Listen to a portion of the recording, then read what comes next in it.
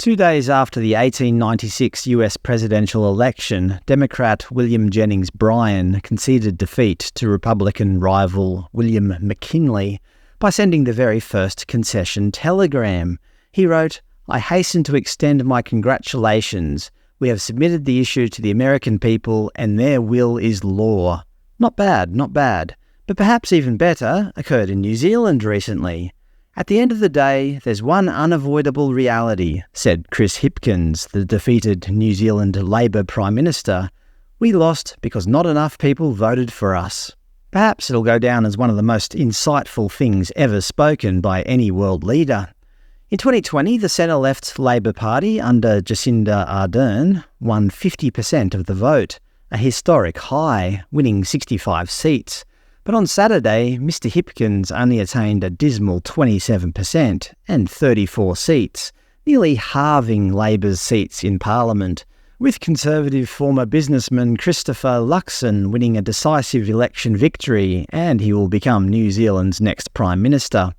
So what went wrong for Labour? Well, we all know Ms Ardern sensationally left office in January this year, citing occupational burnout. But I suspect she had a suspicion that Labour were on the nose, and she wanted to get out before the electorate got their revenge. Her replacement, Chris Hipkins, managed to say a couple of stupid things.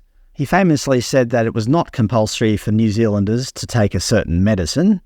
In terms of the vaccine mandates, I acknowledge that it was a challenging time for people, but they ultimately made their own choices. There was no compulsory vaccination. People made their own choices. Yeah, it wasn't compulsory. It's just that if you didn't take it, you'd lose your job. That's not compulsory. Compulsory. Adjective. Required by law or a rule. Obligatory. Involving or exercising compulsion. Coercive. See, it wasn't compulsory. It was just not optional. I think Mr Hipkins, like most leaders nowadays, enjoys playing word games. Compulsory, optional, mandatory. These are just words. Now let's get back to playing Boggle. He also thought himself a bit of a comedian at times, stating, "It is a challenge for people in high-density areas to get outside and spread their legs when they are surrounded by other people." Yes, that certainly was a challenge.